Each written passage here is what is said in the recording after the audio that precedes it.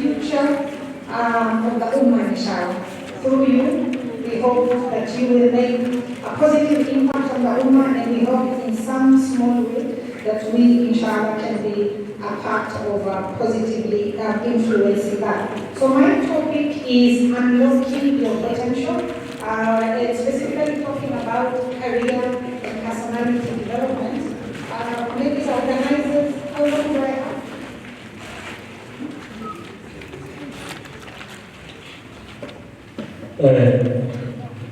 We stop at 12:20.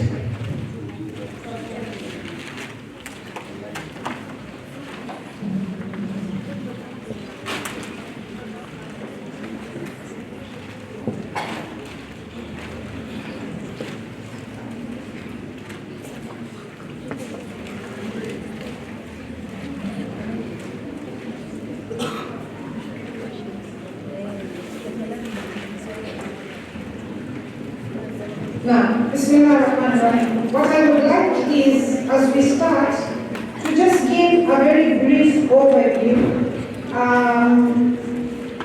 of this industry, because as you're looking at careers, it's important to understand the different industries that are out there and what does it mean.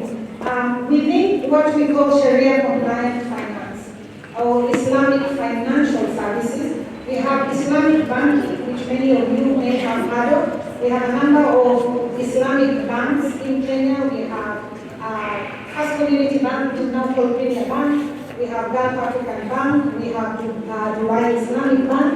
And then we have a number of banks that are not Sharia compliant but have opened Sharia compliant windows. And then we have Islamic insurance, which is known as takaful. Takaful in itself is the word for the mutual cooperation that people undertake in a bid to help themselves manage risk. So in your families, for instance, in your groups, you may have an arrangement where every month everybody contributes 500 shillings into a kitty, with the aim being, if any of you has a need, maybe an educational need, maybe somebody is getting married, maybe a child has been born, maybe somebody is sick, you go back into that kitty for the benefit of any of those members. That is the essence of takaful, that you pull resources together for purposes of helping any of the members who has a need. And so this particular takaful company of Africa, insurance company of Africa, offers Sharia compliant insurance. And it is on those principles of cooperation that people come together. They express solidarity in terms of standing together if there is a problem. And the idea is they protect each other. So unlike an insurance company that you have an insurer and an insured, in a takaful company you don't have that relationship. You have people insuring themselves because everybody puts money in for the benefit of everybody. And then the company, takaful itself, is merely an agent. So back to the family or chama arrangement. If your chama becomes too big, you now are not able to manage your contributions by yourself, you engage an agent, our color, to manage those funds for you, to invest them, to look at who has put a claim, is that claim valid, and to pay. And that is the role that the takaful company plays. So, as a result of being in the type of environment we are in, the company has dual regulation. It is licensed by the government insurance body, called the Insurance Regulatory Authority, but also by an external Sharia Supervisory Council to ensure that it is Sharia compliant. And in summary, the things that are prohibited, which is why insurance is haram, and which is what a takaful company comes to avoid.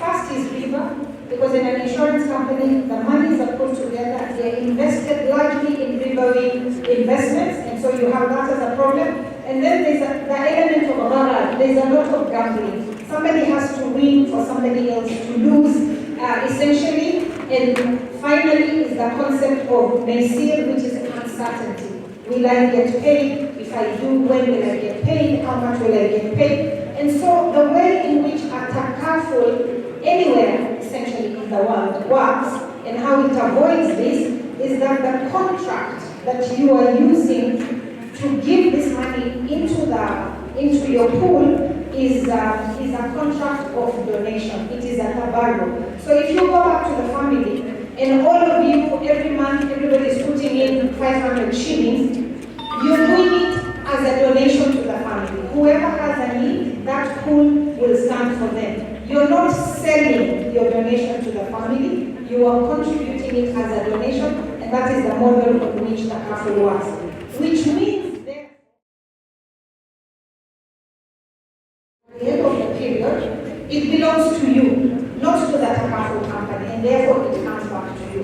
And that is a unique for a takaful company. You will not find that for an insurance company because for them, the money belongs to them. So mutual protection, the people protecting each other, avoiding of gambling, and ensuring that you have Sharia compliant investments.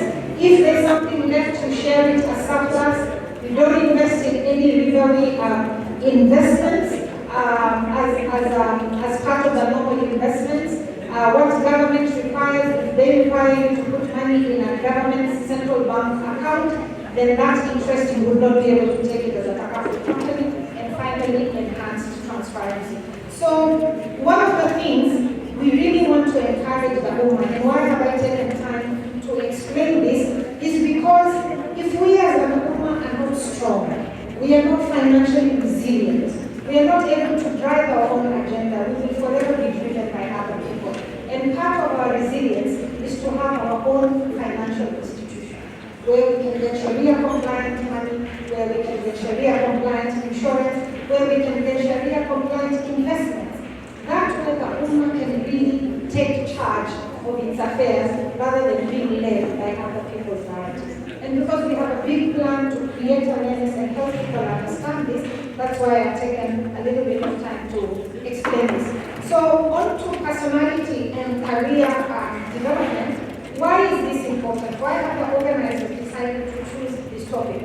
The importance of personality development is that it helps you build your self-awareness. It is really crucial that you should know yourself so that you understand, why do I react the way in which I react? Why do I feel uncomfortable in certain situations? Why do I feel overwhelmed if I'm asked to stand in front of a crowd? Why do I prefer to work alone? Why do I like working with people? When you understand your strengths and you understand your weaknesses, then it helps you choose a career that is aligned to your strengths and your weakness. It is said that if you enjoy the work that you do, then you will never have to work a day in your life. And satisfaction. But if you hate your job, then every day is torture. And maybe you have had this. Sometimes people will say, I hate my job, but I have to pay bills. This is why I'm going to work. And if you look at why do they hate their job, yes, it could be the environment, the context, the pay, the job, but at the heart of it could actually be personality. You're trying to put a round peg in a square hole. You're trying to teach a fish to climb a tree. And so very important, as Aristotle says, knowing yourself, is important for the beginning of wisdom, as he said.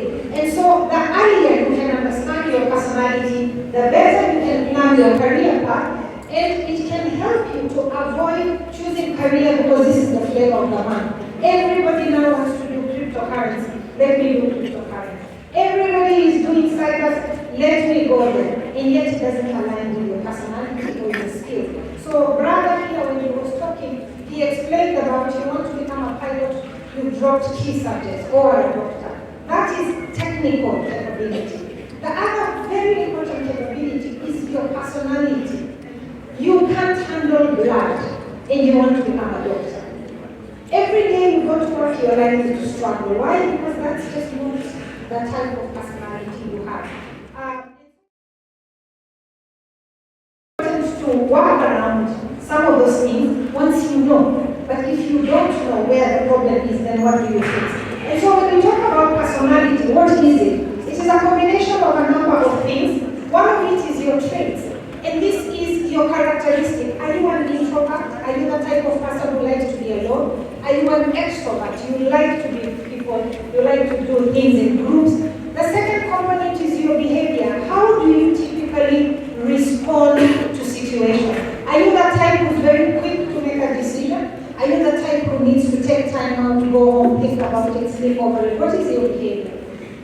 is your emotion? How do you experience and express it? There are people, the minute they hear something, they are very quick to respond with, this is how I feel. They make decisions based on feelings. Other people are very factual. When you give them a situation, they want to know what are the numbers, what are the facts, what exactly happened here. And then your thoughts, your habitual patterns of thinking. Sometimes the culture we grow up in, the socialization we have come through, the minute you are in a situation, you quickly jump to the worst case scenario. You know, this thing will not work out, it will go bad, everything will fail, it will all be horrible, because this is how you've been socialized as far as you're thinking. And other people have been socialized to have a positive outlook. It will work out, it will be okay. And I want to say, we as Muslims, with the power of tawakkul, and with the power of having husnul dhan, we should not be people who are always jumping to the worst conclusion. We really should have a much better view and expectation of Allah in terms of our thoughts. So even if you come from an environment where you're constantly being pushed to have negative thinking, remember that the power of your Creator to change even what may look like a hopeless situation should guide your thoughts to be more positive oriented. That is not to mean you should be unrealistic, no. But it is to mean that you should not be led by hopelessness. And personality matters because it will influence your interactions, how you make decisions, how you cope with stress, and also it will help you identify what motivates you. What work environment suits you best? I can tell you, in my company right now when we recruit, one of the things we will ask during the interview is, what type of environment do you thrive in? We want to know. And that helps us to understand how well do you know yourself and how well will you fit in with the type of environment that we have. But if you don't know, how are you going to answer a question like that? And at the end of the day, one of the things I will tell you as an employer, once upon a time people used to hire for skills.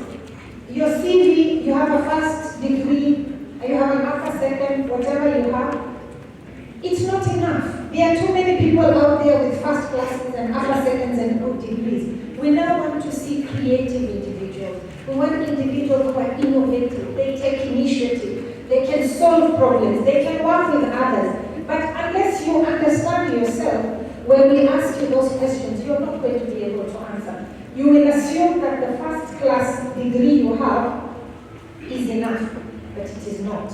You really need to build in this other. Which is not to say that you should fail, that Dr. Maya said it's okay, that my degree doesn't matter, I can get, I can fail, so long as my personality is very happy and jolly, and that's not what I'm saying. I'm saying you need both for the market that we're in at the moment. And one of the ways to help you understand your personality, of course it's taking that, moment of self-reflection, of tafakkur and tadabbur, and you just spend time with yourself, or you get your family or close friends who have your interests at heart to share with you.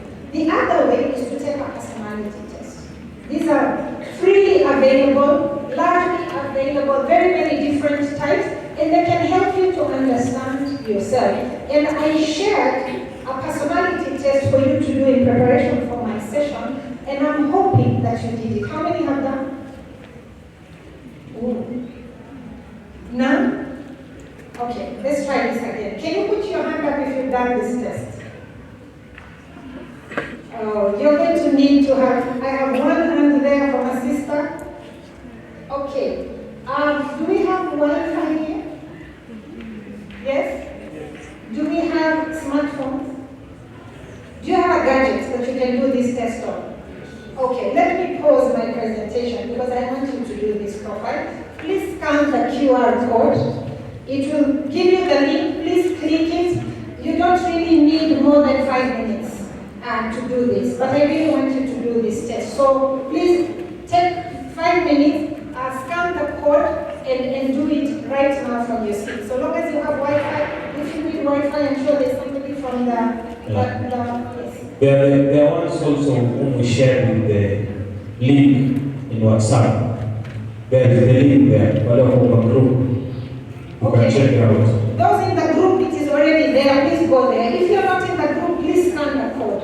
record. From your camera, all you need to do, point your camera to that code.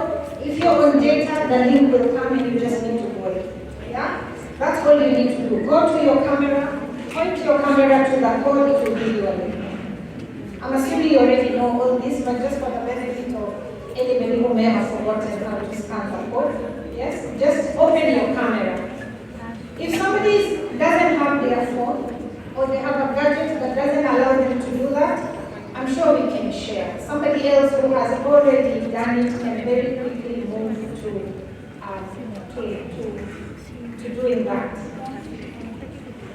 Can I share a gadget with anybody who needs it so that they can do it now? Does anybody want to borrow a gadget from me? I'm happy to lend you a gadget if you need one. You want me to lend you one?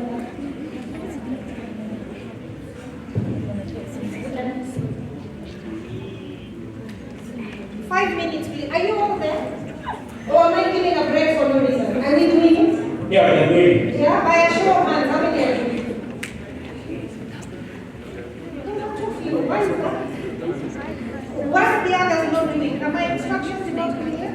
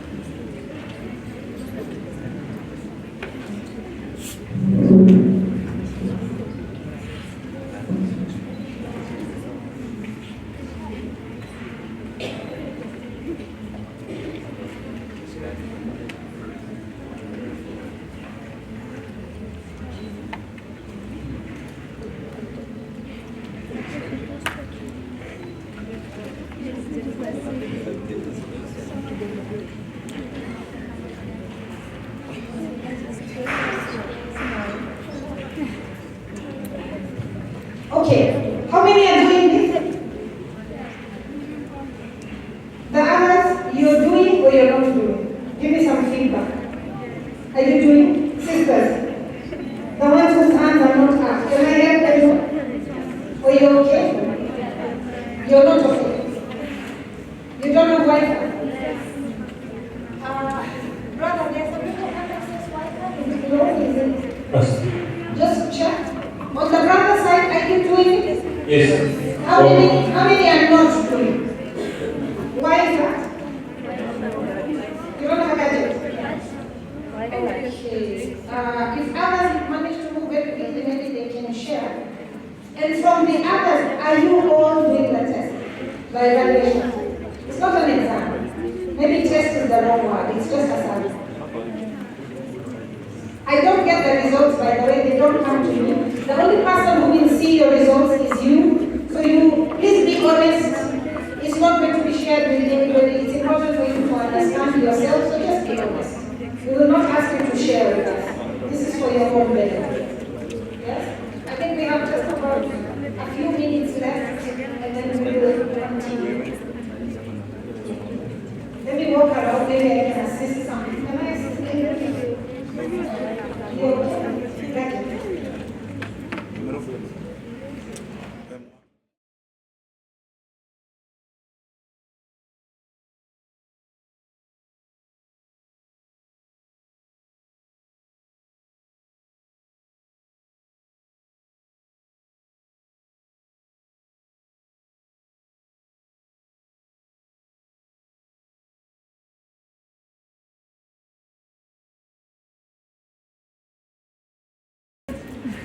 So say that again about another option. Yeah.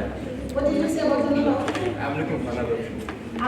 Okay. So that's clear. If there is no Wi-Fi, I should continue with my talk because it means a number of you may not be on data, but you can continue with this. You can do this survey later. I encourage you to do it later. It will still be useful to you. And then down there, after you've done it, it will also show you further explanations of your personality and stuff like that. Essentially, on the particular one that I have shared with you, what it is looking at is analyzing your personality from 4 standpoints. Number 1 is, are you an introvert or are you an extrovert? Are you the type who likes to work alone or do you like to work together with others in a team? So that will come either as an I or as an E when you do your survey and you get your results. And then we have one that looks at intuition, and that will come as an N or as an S. Are you the type who does things more on the basis of your intuition, the sense, that you get a gut feeling, or are you somebody who needs a lot more data to work? And then thinking and feeling, you will see it will come there, a T or as an F, which is more to do with, do you use your emotions to make decisions, or are you much more removed from emotions and you're much more objective in terms of being led by what is the data showing you, what are the numbers? And then finally, looking at it from a point of being judging or perceiving, which also will feed into your strength as a person. It will also help to know, are you more comfortable in positions of leading others, taking charge of projects, or are you more happy to be led? And so the different other personality types I've mentioned here will still bring this out in different ways, but I really do encourage, please do the survey that I have given you because it will really help you to just understand. So on the basis of that, what are we saying? That if you can understand your personality and align your career with that, I don't know whether you finished with the gadget. I was timing myself with that, but okay, I guess I can use my watch. You then know which type of field should you be in. So, for example, if your personality is ESTJ meaning you're very extroverted. You like to work with people, you like to stand in front of a crowd, you have a strong sense of, your sensing, it is very strong. You're all about thinking and using data and facts, and you make judgments, you're happy to make decisions, you're not the type to sit and procrastinate. Then the type of personalities that fall under ESTJ, some of the suggested careers, and I say suggested, it doesn't mean this is the only thing you can do. You can do any of these things, but once you understand yourself, you can help panel beat where you think you have weaknesses. So if you are that ESTJ, very extroverted, strong thinking, quick to make decisions personality, you could be a sales agent, a person who is in marketing doing sales, or whatever, whether you're selling takaful or anything else. You can be a pharmacist, you can be a lawyer, you could be a project manager, you could be a judge. These are examples, because your personality, you like to deal with people, you like to deal with facts, you're happy to make decisions, and you're not too much influenced by emotions when you're making those decisions, yes? If, on the other hand, you are an ISTJ, you are an introvert, you like data, you like, yes, thinking and making decisions on the basis of data, but you like to work almost in an environment where maybe you're alone or where you can take what you're seeing and you don't really need a lot of people around you. You just want to do the hard work.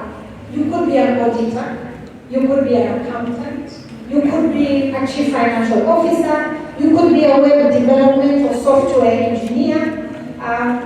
It says Sometimes here you could be a government employee, the assumption being that government employees want to just sit and work very hard. Perhaps I won't comment too much on that. The point is that that type of personality leads itself to wanting to work on data, facts, figures, and the type of work that needs a lot of analysis.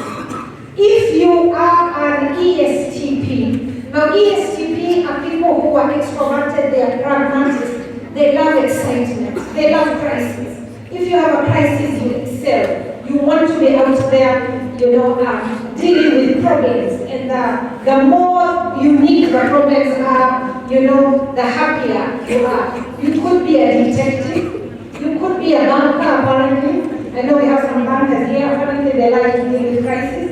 You could be an investor, because investors, you have to have a certain risk appetite for you to be an investor. If your risk appetite is very low, and you say, I want to be an entrepreneur, you're likely to be very stressed every day, because entrepreneurship is high risk. It is high gain if it works, but you have to be able to accept that. You could be in the sports field, either as a sports coach, as an athlete, but somewhere where you need a lot of adrenaline, where things can change at any minute, where the stakes can be high, where there can be a lot of risk. And finally, if you are an ISTP, these are people who are introverted, they want to have their data, they want to do things quietly, they want to be, it says straightforward in terms of these are the details or the data that I have. I need to be able to make decisions on the facts that I have before me. I'm not looking for creativity, I'm not looking for being an artist or taking high risk.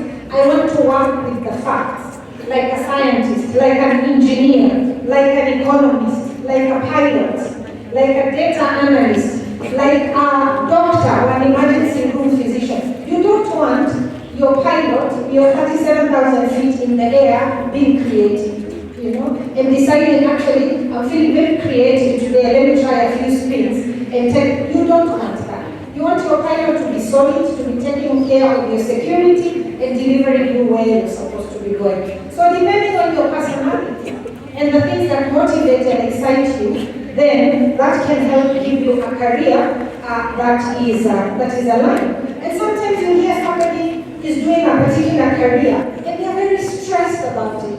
You are not the type of person who wants to sit and work alone crunching numbers, but you chose to do finance, and you're busy doing accounts. We can see how that can become a very stressful thing for you, as opposed to you perhaps being in a more people-facing industry. And so, among some of the roles that one could play once you understand your personality, for instance, in our type of industry, if you're very analytical, you like to work with numbers, the type of role you can play, for instance, you could be an actuary. You could be a risk management official. You could be a data analyst.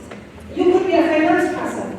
If, on the other hand, you're very big on communication, you're big on dealing with people you love, to engage, you should look at roles either in sales or marketing or customer service, areas that require you to explain very complex concepts because you like to be out there. If you are a problem solver, you could be in claims management, you could be in underwriting, where you need to make decisions and you need to have critical thinking. At the same time, there are roles that are focused around ethics. People who want to look at compliance, they want to look at governance, they want to look at, are we meeting these particular standards? Maybe it is ESG standards. So really helping you be fulfilled in your career because you have understood personality. So this is personality. I started by talking about your hard skills, your technical skills.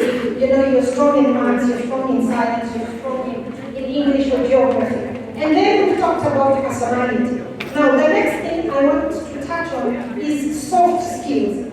Once you know your strength as far as your hard skills are concerned, you know your strengths and your weaknesses in both. As far as your personality is concerned, it is also very important to focus on the soft skills. Soft skills are those interpersonal attributes that enhance your ability to interact effectively and harmoniously with others. And whether you're an introvert or an extrovert, unless you're going to find an island and live there by yourself, you will have to deal with people. The minute you get out of bed in the morning, there is somebody there that you have to deal with and talk to. And so, what are those soft skills that can help make your interactions much more meaningful for both? Among the key soft skills, I would say number one is communication. A lot of conflicts that we have at the workplace or in relationships is because people are not communicating effectively. What I am saying to you, what you have heard me say, could be completely two different things.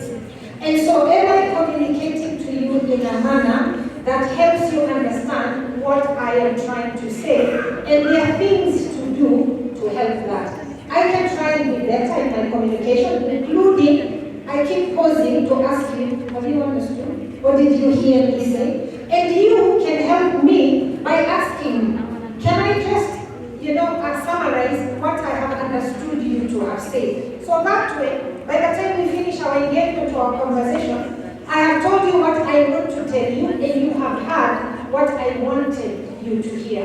And vice versa when you are now responding. Communication, the ability to convey information effectively is critical. The second soft skill is teamwork. Are you able to collaborate? We live in a world of collaboration, of partnerships, of engagement. They say, we have an African saying that if you want to walk fast, walk alone. But if you want to walk far, then walk together. There's a lot of wisdom in that saying. Yes, if we are working together, at some point, maybe I'm tired, you're helping me. Maybe you're tired, I'm helping you. But we need to be able to work together and collaborate. The third key soft skill is leadership. The ability to guide and inspire others towards a shared vision. This doesn't mean you need to be the CEO or the project manager, but even in your goal, you could be the one doing audit, and maybe you even work alone in your organization, but you will not succeed unless the others are cooperating with you. Are you able to guide and inspire them to give you the information you need so that you can carry out the audit? Adaptability is another key soft skill. How well are you able to adjust to new conditions, new challenges? Over the last few years, subhanAllah, we have been hit by one challenge after another. We went through COVID, hardly had we finished, we were hit by something else. Now we are being told about mpox. At some point, the shipping was being devalued. At some point, there is a war happening or wars happening in other parts of the world where we are dealing with geopolitics. There is so much happening. And this affects work. It affects your business. If you are somebody who imports goods for sale and the shipping is losing value, it means your cost of import will go very high. And your people here, with the other factor affecting them is that the economy maybe is not doing very well. You can't afford to increase prices. So how will you adapt in that particular case? Adaptability is very important. And then problem solving. Are you able to find solutions to challenges and obstacles? Or are you the type of person, when you run into headwinds, you sit there and just say, oh, this problem happened, and you're stuck. You're not able to find a way around. You cannot work around. You have no plan B. You have no plan C. You need to have not only plan A, you need plan B, plan C. Plan D would be good as well, because it just shows your ability to rise in the face of challenges. And these soft skills complement the technical skills, meaning you can be an all-rounded individual. If you have somebody in the office who is a very good technical person, but the minute you have a problem, they collapse. Or you have somebody who is average, but they're very good at problem solving. Which one are you likely to pick? Which one are you likely to pick? If you're the one recruiting, and you have somebody who is extremely sharp, but the minute there is a problem, they collapse. And you have somebody who is average. They were not first class, they were second class. Maybe even lower second. But very good at solving problems. The minute you have a problem, they're very quick on their feet to think about a solution. Which one would you be more comfortable in an environment with a lot of changes and unknowns? that knows how to deal with it. The one who knows how to solve problems, isn't it? So it's really important that you sharpen your ability to solve problems, including everyday problems. You don't have to wait to have a very big technical problem in the office. It is how you're solving problems in your house, on the way to work, within your community. All this happens. I have put on the side there other soft skills. I will not go into them, but just to highlight, negotiation skill is a very key soft skill. Emotional intelligence is fundamental. If I had more time, I would go into this, but it is absolutely fundamental that you have emotional intelligence, because this allows you to hear not only what somebody is saying, but also what they are not saying. You need to be able to hear what somebody is not saying. It is in there that the staff of leadership and greatness will reside. Cultural competency. Nowadays we talk about diversity, but maybe my culture and your culture are different, and we need to understand that. Otherwise you can interpret something very negatively, not understanding that in somebody's culture, they don't do certain things. I used to have a challenge initially when I started out in my career, because I had a job that also had a lot of meetings, a lot of interactions, a lot of international travel. And what happens when you get to those meetings, the minute you come, they extend their hand. Now, as a Muslim, I am not there to shake hands with the opposite gender. So some people will get very offended. Why don't you want to shake hands? This is how we show friendship. This is how we show. So you have to understand that we have a religious cultural difference here. We don't do this as Muslims. We don't shake hands with the opposite gender. Okay. So people now started understanding until we got to a stage, before I get into the meeting, somebody will have sent a message, by the way, you should not shake hands with men. So they will not even give their hand. But if you don't explain yourself, then it's very easy for people to feel very offended, and maybe that meeting will collapse.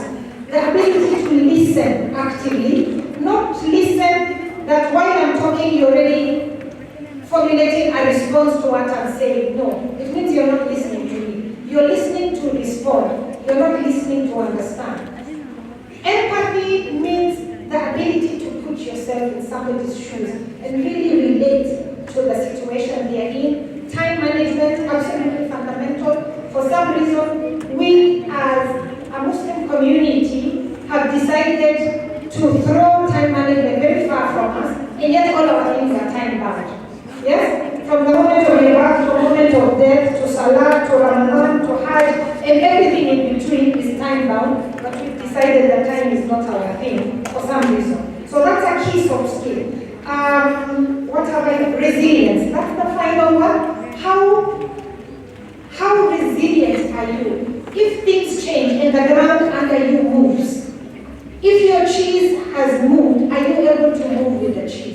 Can you change tact? Can you follow the next path that has opened up to you?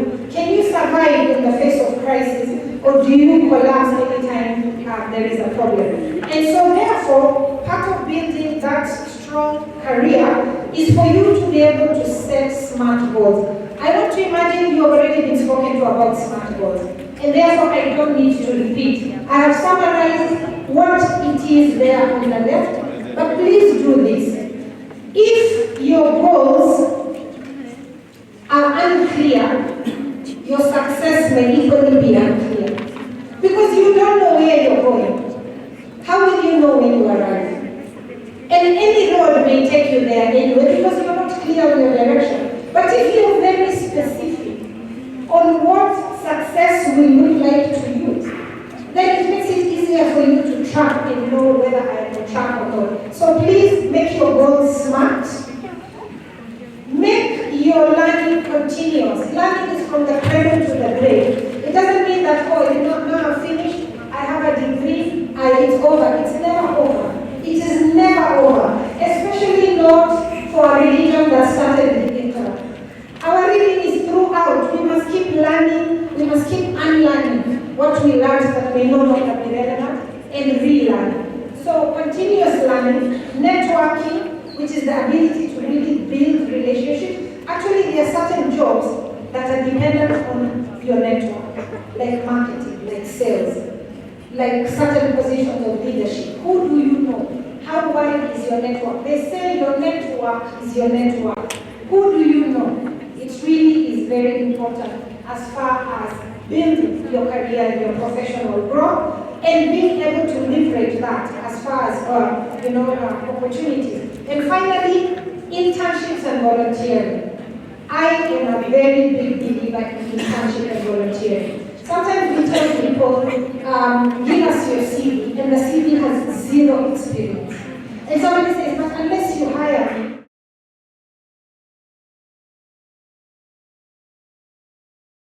in the job market that is competitive as it is now, for somebody to give you a paid job straight out of campus with zero experience, that wait may be long.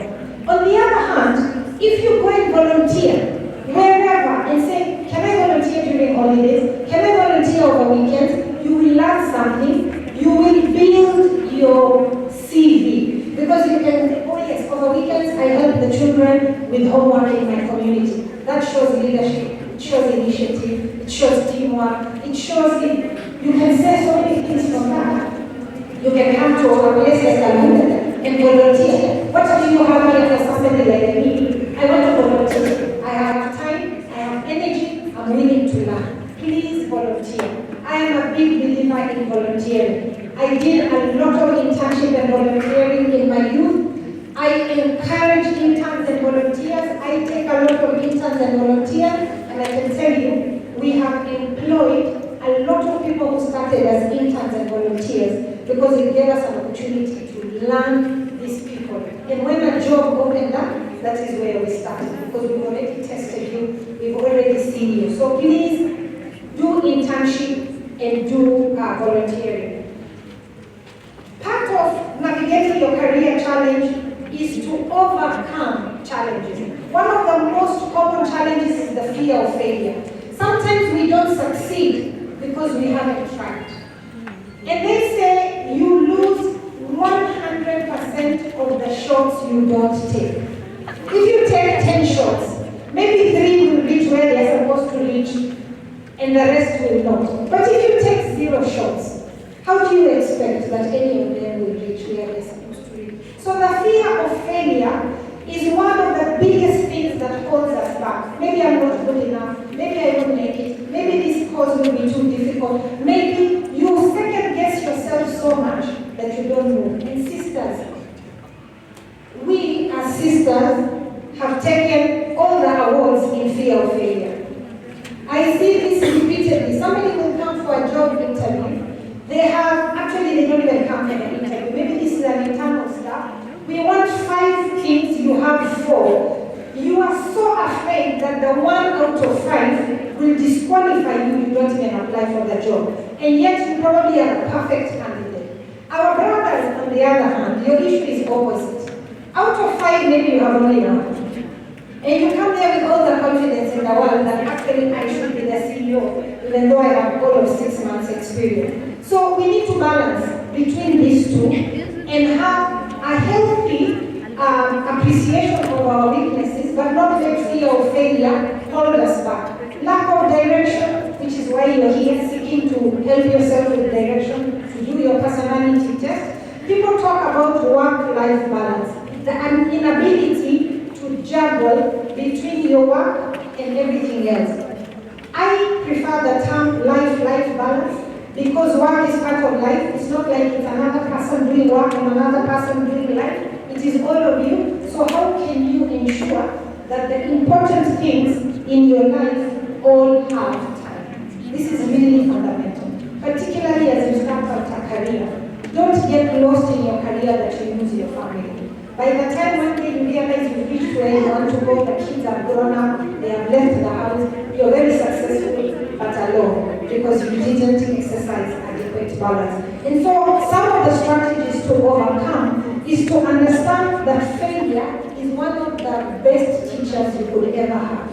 Every time you fail, step back and ask yourself, what did I learn? So that you use that learning to help you move forward to the next level. If you read what Steve Jobs says, and you know Steve Jobs and Apple, and he would say the number of times their products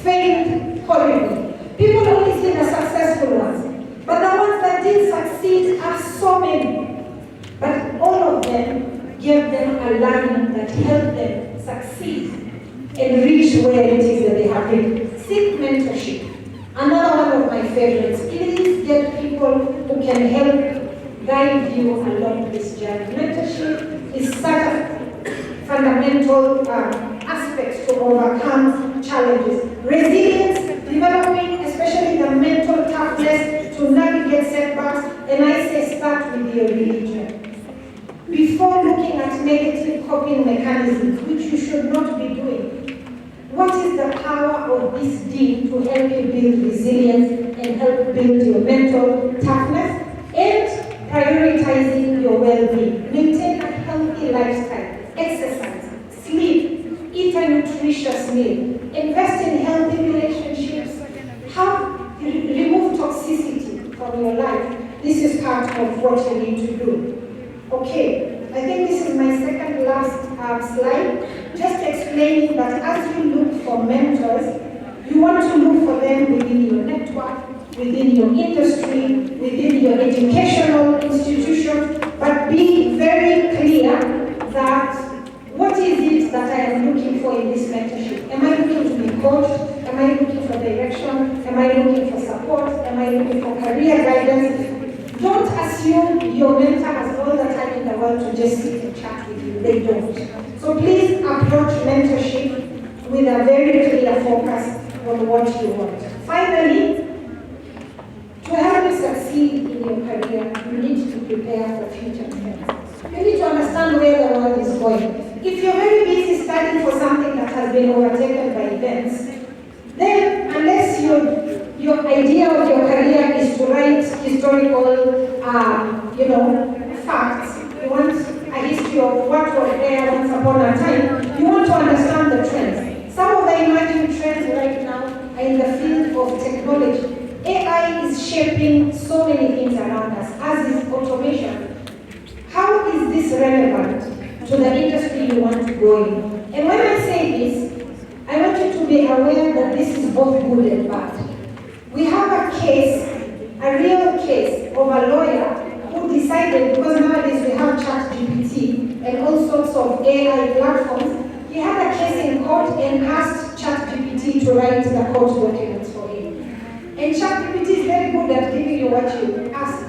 So it did. It wrote the whole plaint, it gave citations, this case law, that case law, it gave references. And when they went to court, the defense lawyer on the other side asked the judge, we have seen the plaint by counsel, can we get the references to the cases being cited because we can't find them? We are not able to find them. And when they investigated further, they found that those cases don't exist. ChatGPT manufactured cases, manufactured the story in the cases, manufactured citations. What that resulted in, that lawyer was on the verge of being debarred, of being kicked out of the legal profession.